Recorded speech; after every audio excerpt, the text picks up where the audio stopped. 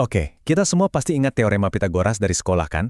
Tapi, gimana kalau cerita yang selama ini kita tahu itu, ya kurang lengkap. Dan ternyata, sejarah aslinya itu nyambungin sebongkah lempung kuno sama GPS di ponsel kita sekarang. Yuk kita bongkar ceritanya. Kedengarannya aneh ya, ayat teka-teki. Apa coba hubungannya GPS di ponsel kita sama lempengan tanah liat yang umurnya 3.800 tahun? Tapi percaya deh, di akhir pembahasan ini kita bakal lihat hubungan yang bener-bener nggak terduga antara dunia kuno dan dunia super modern kita. Oke, pertama-tama, ayo kita nostalgia sedikit. Balik ke bangku sekolah. Ingat pelajaran matematika yang mungkin, bikin kepala sedikit ngebul. Nah, kita mulai dari situ. Yap, ini dia. A kuadrat plus B kuadrat sama dengan C kuadrat. Rumus yang kelihatannya simple tapi elegan ini kan, inti dari semua segitiga siku-siku. Coba ingat-ingat lagi rumus ini ya, soalnya sejarah di baliknya inilah yang mau kita kulik lebih dalam. Dan inilah dia sang bintang utamanya. Atau setidaknya yang kita kira bintang utamanya. Pitagoras. Namanya udah nempel banget sama teorema ini kan? Ya inilah cerita resmi yang ada di semua buku pelajaran di seluruh dunia. Tapi gimana kalau cerita resmi itu, ada yang kurang? Sekarang, ayo kita loncat jauh ke masa lalu. Jauh sebelum Pitagoras lahir. Kita pergi ke peradaban kuno di Mesopotamia. Nah, ini dia pertanyaan kuncinya. Apa orang Yunani beneran yang pertama pakai prinsip ini? Karena kan sejarah itu seringnya lebih ribet dari yang kita baca di buku. Dan buat kasus yang satu ini, buktinya itu terukir di atas lempengan tanah liat. Beneran, bukti kalau geometri terapan ini udah dipakai, itu ada lebih dari 1.000 tahun sebelum Pitagoras. Bayangin, 1.000 tahun. Ini kan bener-bener menulis ulang semua yang kita tahu soal garis waktu sejarah matematika. Kenalan yuk sama artefak misterius ini, namanya Plimpton 322. Tablet lempung dari Babilonia dari sekitar tahun 1800 sebelum Masehi. Mungkin kelihatannya ya gitu aja. Tapi jangan salah, di lempengan kecil ini tersimpan rahasia matematika yang luar biasa canggih buat zamannya. Jadi, apa sih isinya? Ini bukan sekedar coret-coretan loh. Isinya itu tabel angka yang super rapi, ada 15 baris. Dan angka-angka ini adalah kumpulan dari apa yang sekarang kita sebut triple Pitagoras yang rumit. Angka-angkanya itu pas banget sama rumus A kuadrat plus B kuadrat sama dengan C kuadrat.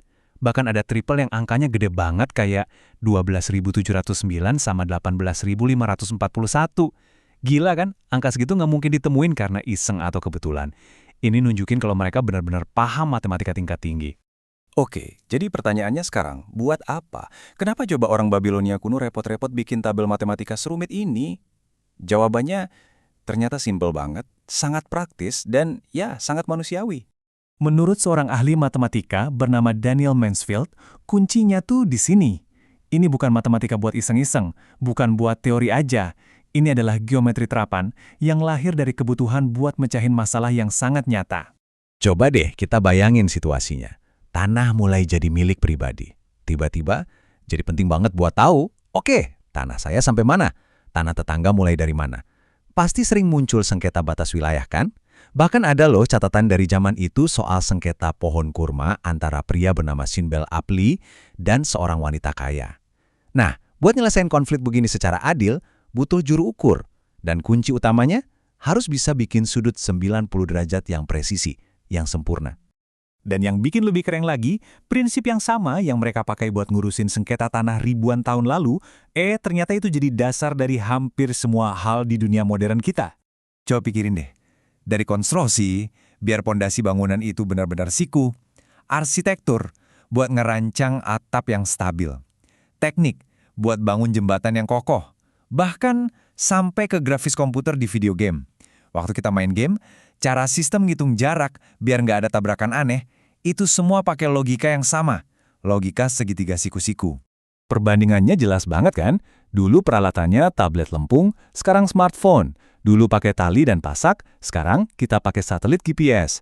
Dulu mereka punya tabel triple Pitagoras, sekarang kita punya algoritma trilaterasi. Idenya persis sama, cuma alatnya aja yang makin canggih. Nah sekarang, kita balik lagi ke pertanyaan paling awal tadi. Jadi apa dong hubungannya lempengan tanah liat dari Babilonia ini sama GPS yang ada di kantong kita?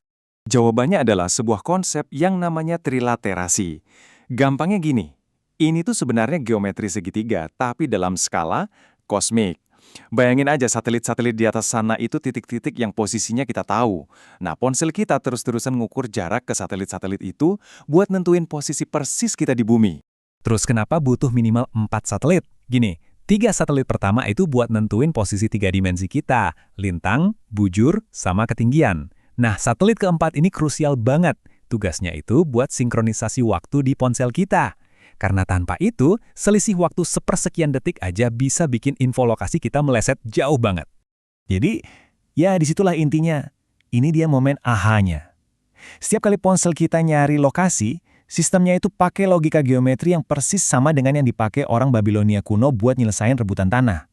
Prinsipnya sama, skalanya aja yang beda. Dari sepetak tanah di pinggir sungai Efrat sampai ke titik manapun di planet ini. Rumus brilian ini kan, jadinya bukan cuma soal matematika abstrak di atas kertas. Ini adalah alat yang abadi, yang lahir dari masalah yang sangat-sangat manusiawi. Ini tanah saya atau tanah Anda? Ini bukti kalau matematika yang paling hebat itu seringnya lahir dari kebutuhan nyata untuk menata dunia kita. Jadi penasaran kan? Kira-kira pengetahuan kuno apa lagi ya yang sebenarnya tersembunyi di depan mata kita, tapi jadi motor penggerak dunia kita sekarang? Coba kita pikirkan lagi. Makasih udah ngikutin pembahasan kali ini.